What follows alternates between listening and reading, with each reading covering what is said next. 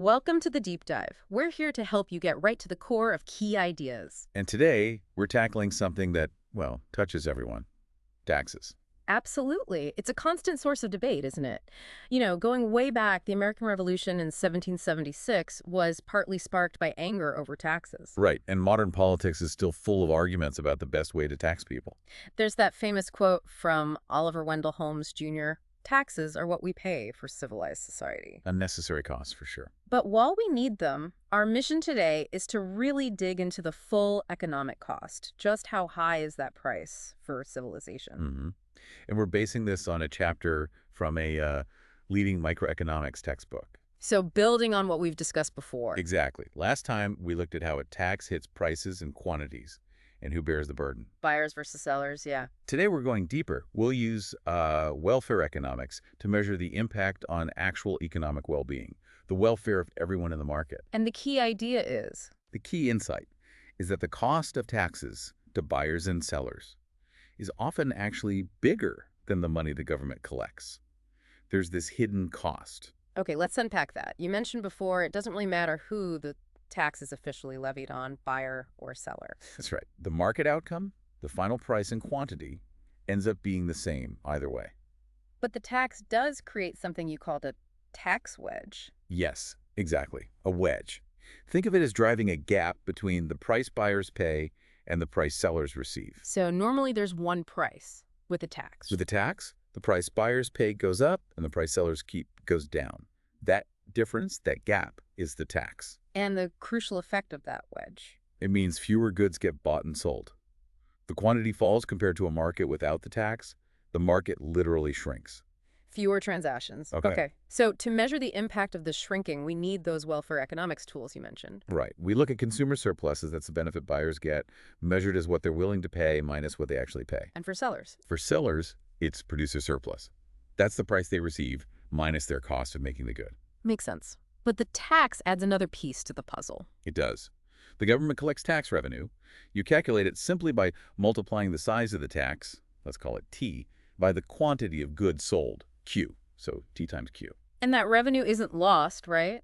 It pays for things. Correct. That revenue funds public services, roads, schools, police, helping the needy. It provides a benefit to society just indirectly through government spending. Okay, so let's compare. What does total welfare look like without a tax? Without a tax, the market finds its equilibrium. Price P1, quantity Q1. Consumer surplus is the area under the demand curve and above the price. Let's call that area as A plus B plus C on a standard graph. And producer surplus? That's the area above the supply curve and below the price. We can call that D plus E plus F. So total surplus is just adding those together, A plus B plus C plus E plus F. Exactly. That whole area between the supply and demand curves up to the equilibrium quantity. And of course, tax revenue is zero. Now, bring in the tax, what changes? Okay, the price buyers pay, PB, goes up. The price sellers receive, PS, goes down. And crucially, the quantity sold drops to Q2. So those surplus areas must shrink. They do. Consumer surplus shrinks way down, maybe just to area A. Producer surplus also shrinks, maybe just to area F. But the government gets something now. Yes, the government collects the tax revenue, which on that graph corresponds to the areas B plus D. It's a rectangle. Height is the tax, PB minus PS. Width is the quantity Q2. So the new total surplus is consumer surplus A plus producer surplus F plus the government's revenue B plus D. Correct. Total welfare with the tax is A plus B plus D plus F. Okay, let's put those side by side. What's the net change? Well, consumers lose B plus C. Producers lose D plus E. The government gains B plus D. Wait, consumers and producers together lose B plus C plus D plus E, but the government only gains B plus D. What happened to C and E? That's the crucial point. Areas C and E just vanish. They represent the loss in total surplus. And that is the deadweight loss. Exactly. Deadweight loss is that fall in total surplus areas, C plus E in this example, resulting from the market distortion caused by the tax. It's welfare lost by buyers and sellers that isn't captured as government revenue. Why does it happen? Just because the market shrinks? It's because the tax distorts incentives. Buyers decide to consume less, sellers decide to produce less, precisely because the tax makes some trades no longer worthwhile. The market ends up smaller than the efficient size, and that inefficiency is the deadweight loss. Can we make this more concrete, maybe with an example? Sure, let's use the book's example. Malik and May. Malik cleans May's house for $100. Okay. Malik's cost, like his time and supplies, is $80. So he gets $20 of producer surplus. And May. May values a clean house at $120. So she pays $100 and gets $20 of consumer surplus. So total gain from this cleaning arrangement is $40. Both are better off. Win-win. A mutually beneficial trade, yes. Now, here's where it gets really interesting. Let's say the government imposes a $50 tax on cleaning services. Right. Now, can they still make a deal? Let's see. May won't pay more than her $120 value. Okay, if she pays $120, Malik gets that $120, but then has to pay the $50 tax. He only keeps $70. But his cost is $80. He'd lose $10. So that doesn't work for Malik. What if they try starting from Malik's cost? He needs at least $80 plus the $50 tax. So he'd need to charge May $130 just to break even. But May only values it at $120. She's not going to pay $130. Exactly. There's no price between $80, Malik's minimum after-tax receipt, and $120 May's maximum willingness to pay that can cover the $50 tax. So the transaction just doesn't happen. It doesn't happen. They cancel the cleaning arrangement. And the result, Malik loses his $20 surplus. May loses her $20 surplus. That's $40 of value gone. And notice the government collects zero tax revenue because the trade didn't occur. That $40 is pure deadweight loss. Wow. So the tax prevented a trade that would have made both people better off. Precisely. That's the ultimate source of deadweight loss. Taxes eliminate some mutually advantageous trades. On the graph, that deadweight loss triangle, C plus E, represents exactly these lost gains. Between the new quantity Q2 and the old quantity Q1, the value to potential buyers still exceeds the cost to potential sellers, but the tax makes those trades impossible. Okay, that makes the cost much clearer.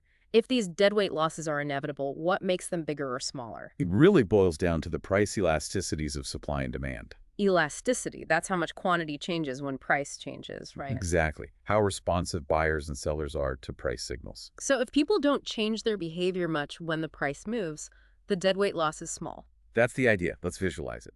Imagine supply is very inelastic. Think of something where it's hard to change production quickly, maybe beachfront property. Yeah. The supply curve is steep. Okay. If you put a tax on that, the quantity of supply doesn't fall very much because sellers can't easily reduce supply. So the deadweight loss triangle is small. But if supply is very elastic, maybe something easy to make more or less of, like pencils, the supply curve is flatter. Right. A flatter, more elastic supply curve means sellers react a lot to price changes. A tax causes them to cut back production significantly. The quantity drop is large, and the deadweight loss triangle is much bigger. And does the same logic apply to the demand side? Inelastic demand means small deadweight loss. Elastic demand means large deadweight loss. Precisely. If demand is inelastic, steep curve, maybe for gasoline, people need to drive tax won't change consumption much. Small deadweight loss. But if demand is elastic, flat curve, like for a specific brand of soda with many substitutes, a tax makes buyers switch easily. Quantity drops a lot. The deadweight loss is large. So the clear lesson is the greater the elasticities of supply and demand, the larger the deadweight loss of a tax. More responsiveness means more distortion. You know, what's fascinating here is how this connects to a huge political debate. The size of government. Absolutely. This isn't just theory. It's central to arguments about government spending and taxation. How so? Well, if you believe taxes cause large deadweight losses, that's a strong economic argument for a smaller government that interferes less with markets. Less taxation, less distortion. Conversely, if you think deadweight losses are generally small, then government programs funded by taxes seem less costly in terms of lost economic efficiency. Right. It makes government action seem less economically damaging. So, which is it in the real world? Especially for the biggest tax most people face, the labor tax. The labor tax. That includes income tax, Social Security, Medicare, all deductions from paychecks. Yeah. It drives a wedge between what your employer pays and what you actually take home. And the marginal rate, the tax on the last dollar earned, can be pretty high, around 40% for many. Easily. And the big disagreement among economists is about the elasticity of labor supply. How much do people change their working hours or effort when that take-home wage changes due to taxes? So one view is that people don't change much. They work full-time anyway. That's the argument for inelastic labor supply. People like prime-age workers, main breadwinners, maybe they have fixed hours or need the income regardless. If supply is inelastic, the deadweight loss from labor taxes is small. But the other side argues that labor supply is elastic, at least for some groups. Yes, they point to several areas where people clearly do respond to wage incentives. Like what? Well, think about workers deciding whether to take on overtime hours. Or second earners in a family, often women, weighing market work against staying home, especially considering childcare costs. That makes sense. Their decision might hinge on that after-tax wage. Exactly. Also, older workers deciding when to retire or whether to work part-time. And then there's the underground economy, people working cash-in-hand jobs or engaging in illegal activities, partly to avoid taxes. So if these groups are quite responsive, then labor supply is more elastic and labor taxes create a larger deadweight loss. That's the argument. And this economic debate directly fuels the political arguments about how much we should tax and how big the government should be. It really highlights how taxes impact behavior, not just wallets. Okay, let's shift perspective slightly. What happens as the size of a tax changes? Say, we double a tax.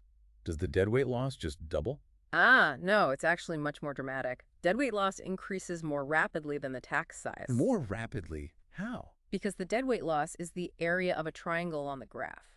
The base and height of that triangle are both related to the tax size. So if you double the tax, you roughly double both the base and height, meaning the area the deadweight loss increases by about 4 times. 4 times. Wow. So triple the tax, and it's 9 times the deadweight loss. Roughly, yes. It grows exponentially with the tax rate. A small tax might have a tiny deadweight loss, but a large tax can have a truly enormous one. Okay, deadweight loss balloons. What about the tax revenue the government collects? Does that just keep going up as the tax gets bigger? Initially, yes. A small tax generates small revenue. A medium tax generates larger revenue. But There is. As the tax gets very large, it distorts behavior so much, shrinking the market quantity so drastically that the tax revenue actually starts to fall. so a super high tax rate could bring in less money than a moderate one. Precisely. You reach a point where the high rate kills off so many transactions that even though you're taxing each remaining transaction heavily, the total revenue declines because the number of transactions has plummeted. That relationship revenue first rising, then falling as the tax rate increases. That sounds familiar. Isn't that the... The Laffer curve. Exactly. Arthur Laffer famously illustrated this idea, supposedly on a napkin back in 1974. And the implication was controversial, right? That maybe some tax rates were already too high on the downward sloping part of the curve. That was the suggestion. That cutting taxes could, perhaps counterintuitively, increase government revenue by boosting economic activity so much. Did economists buy it? Well, most were skeptical about it applying broadly in the U.S. at that time, but the idea gained political traction, especially with Ronald Reagan. Why Reagan? He had personal experience during World War II with extremely high marginal tax rates, like 90%. He claimed he just stopped making movies after hitting that bracket because it wasn't worth it. So he believed high taxes discouraged work. Deeply. It became a key part of his supply-side economics platform in 1980. Cut taxes to encourage work and investment, boost the economy, and maybe even raise revenue. And did it work? Did the Reagan tax cuts increase revenue? That's still debated. It's very hard to isolate the effect of the tax cuts from everything else happening in the economy. It's like an impossible experiment. So no firm consensus. Not really. Some economists think tax cuts might raise revenue if they're targeted at extremely high rates, like maybe Sweden's 80% rates back in the 80s. But for more typical rates, cuts usually mean less revenue, at least initially. What's the general agreement then? The key point economists agree on is that you have to consider behavioral effects. How do people react to the tax change? You can't just do simple arithmetic on the rates. And this idea is still relevant. Laffer advised Trump too, right? He did, advocating for the 2018 tax cuts, predicting strong growth and no deficit increase. And the outcome? Well, the early evidence seems to suggest the skeptics were more accurate. There was some growth, but also lower revenue and a larger deficit than predicted by the supply-siders. So quite a complex picture. We've covered a lot of ground here, from the basic idea of a tax wedge To measuring lost welfare through deadweight loss. understanding how elasticity determines the size of that loss. And exploring that really interesting Laffer curve relationship between tax rates and revenue. The big takeaway seems to be that taxes have costs beyond just the money transferred to the government. They change behavior, they shrink markets, and they lead to this deadweight loss, this loss of potential gains. Exactly. That inefficiency, that deadweight loss, grows surprisingly fast as taxes get bigger. And the size of that loss really hinges on how much people and businesses react to their elasticity. Which leads right back into those debates about labor taxes and the size of government. And finally, The Laffer curve reminds us that extremely high tax rates can actually be counterproductive, even from the government's own revenue perspective. It really forces you to think about the behavioral side of taxation. It certainly does. Maybe the next time you encounter a debate about raising or lowering a specific tax, you'll think not just about fairness, but also about the likely size of the deadweight loss and, well, where we might be on that Laffer curve for that particular market. That's a great way to think about it. Thanks for joining us for this deep dive into the often hidden costs of taxation. We really appreciate you exploring these economic ideas with us.